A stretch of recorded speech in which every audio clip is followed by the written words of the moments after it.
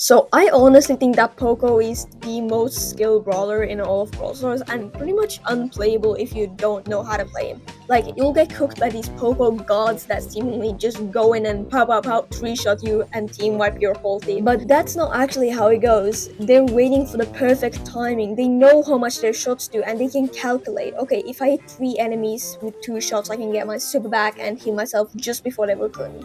That's how they think. So really there's a lot of skill needed to play Poco. So today I'll learn you all of that. So Poco, tuning fork and screeching solo, aka heal gadget and the star power that deals damage when you use your super. You can go the other star power if you're running some heal strat or is a really good team player, but that's what I recommend. So I don't know where to start because there's so much to go through, but if you're looking to push Poco max, you're gonna need good teammates. Let's face it, Poco is not killing a Daryl anytime soon. Maybe if you're some god, but otherwise no. So he needs teammates, so we can pretty much rule out Showdown. But really the struggles come when you play with randoms, and I want to focus more on that. So how do you play Poco without teammates? Well, here's a really good tip. Let's get some calculations started.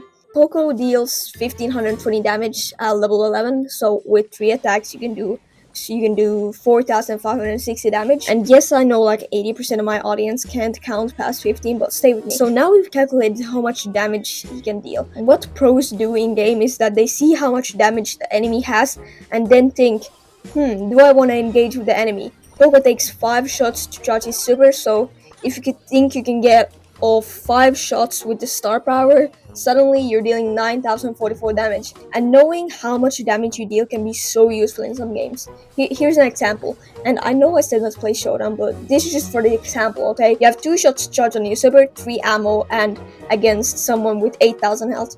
Do you go in? No, because with 3 attacks and a super, I only deal 6000 damage, so I don't go in.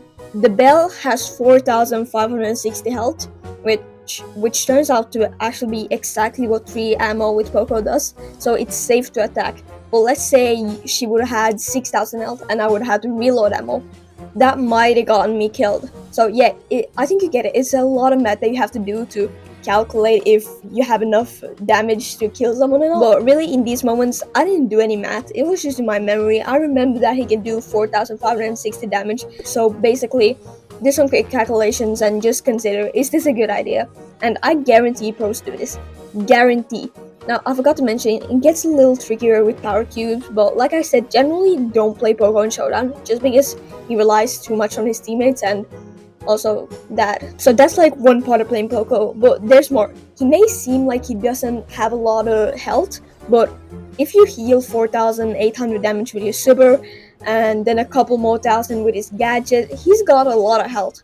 But let's get to the strat. So that means he's gonna be able to tank a lot of ammo, and your teammates can also tank a lot of ammo, because you can just heal them back to full. Really, Poco is not only a support, but also kind of controller, especially with his wide attack. Momentum is the key.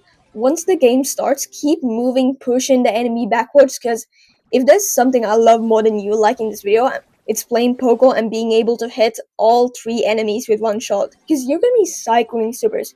You can literally charge your super with 2 shots if you hit all enemies. The hardest part of it is really just getting your teammates on board to understand what you're trying to do. But yeah, there are so many tips that I can give you with Poco. Comment if you want a part 2 and watch my Byron guide. It's pretty similar to this one, and you can also and he's also low-key the best healer in the game.